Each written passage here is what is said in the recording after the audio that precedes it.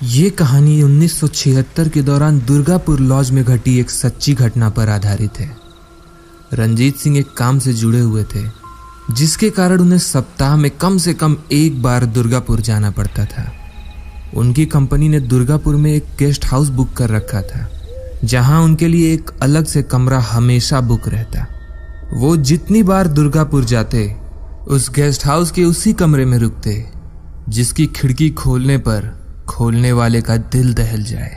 उस कमरे की खिड़की खोलते ही सामने का नजारा एक कब्रिस्तान था। हालांकि इस बात से रंजीत सिंह को कोई परेशानी नहीं थी क्योंकि उनका विश्वास भूत प्रेत आत्माओं से ज्यादा अपने ईश्वर पे था और दूसरा अपने आत्मविश्वास पर। इस गेस्ट हाउस में आज तक अनगिनत हादसे हुए। यहाँ का मैनेजर यहाँ आने वाले हर गेस्ट को शाम के बाद खिड़की बंद रखने को वार्न करता था। रंजीत सिंह इन वार्निंग्स को हमेशा इग्नोर कर देते थे। उनका ऐसा करने के पीछे का कारण ये था कि उन्होंने कभी इस गेस्ट हाउस में कुछ अजीबोगरीब महसूस ही नहीं किया था। लेकिन कभी कभार रात 3 बजे के दौरान उस खुली खिड़की से सर्द हवाओं के साथ उन्हें ऐसा लगता था कि उन्हें कोई वहां से पुकार रहा हो और वो आवाज धीरे धीरे उनके कान तक पहुंचती थी।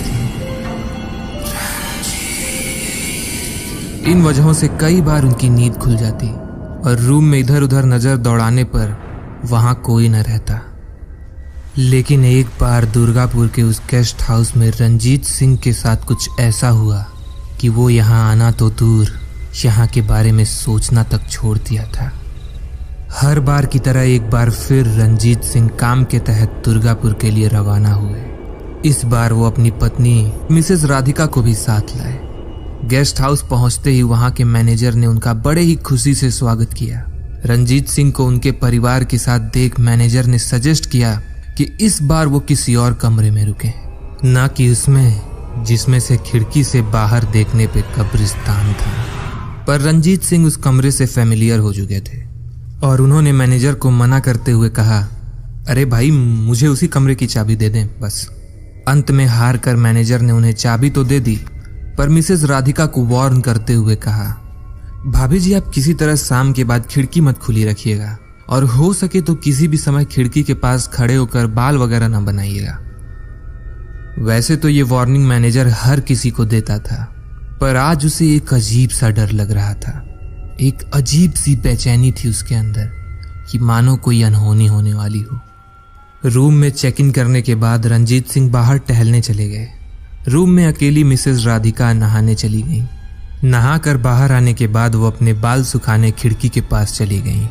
खिड़की खोलते ही मानो उनकी आंखें फटी की फटी रह गईं। वहां हर जगह कब्र ही कब्र और मुर्दे जिन्हें अभी दफनाया जाना बाकी था।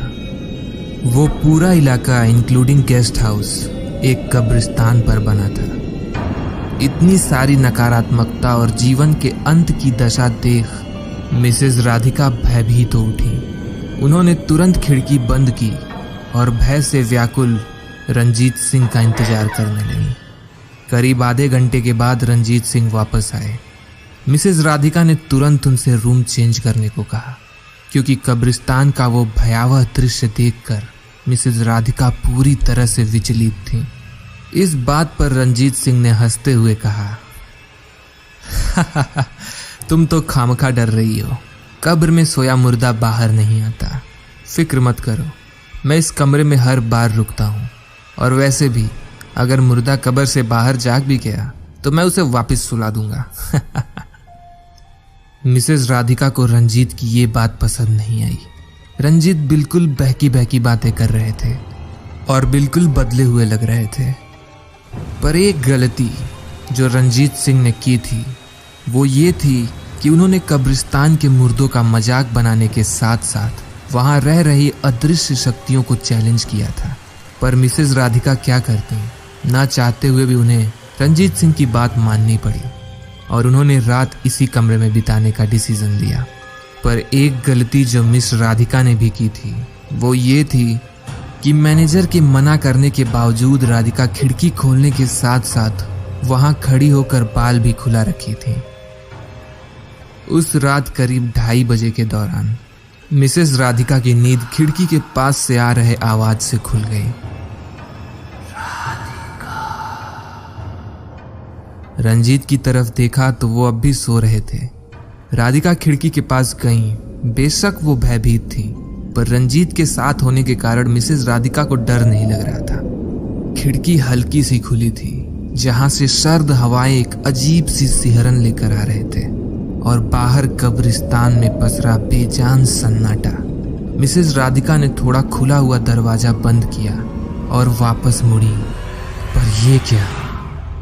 राधिका डर के मानो बर्फ की तरह जम गई। बिस्तर से रंजीत सिंह गायब थे और कमरे में उनका कोई अता पता नहीं था। और तो और कमरे का मेन डोर भी बंद था। पूरे कमरे में एक अजीब सा सन्नाटा छा गया। पर यह सन्नाटा तूफान से पहले ही खामोशी थी। अचानक मिसेस राधिका को महसूस हुआ कि मानो कोई उनका गला पीछे से दबा रहा हो। वो चिल्लाना चाहती थी, मगर उनके मुंह से आवाज बाहर नहीं निकल रही थी। पर एक और चीज थी जो हैरान करने वाली थी। मिसेस राधिका का गला दबाने वाला व्यक्ति कोई और नहीं बल्कि खुद रंजीत सिंह थे।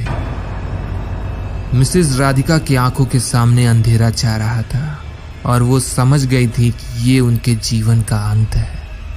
तभी अचानक दरवाजे के खुलने की आवाज आई और उस आवाज के साथ ही मिसेस राधिका खुद को उस खिड़की के पास खड़ी हुई पाई, जो कि अब पूरी तरह से खुली हुई थी और वैसे ही सर्द हवाएं चल रही थी। होश संभालते हुए जब राधिका ने दरवाजे पे देखा तो वहां रंजीत सिंह खड़े थे। उन्होंने हंसते हुए कहा, अरे राधिका, तुम जाग गई क्या? वो मुझे नींद नहीं आ रही थी और तुम भी सो गई थी, तो मैंने सोचा कि थोड़ा बाहर टहल आऊं। क्या मतलब, जब मैं उठी थी तो आप यहाँ सो नहीं रहे थे? अरे नहीं, मैं तो पिछले आधे घंटे से बाहर हूँ। क्यों?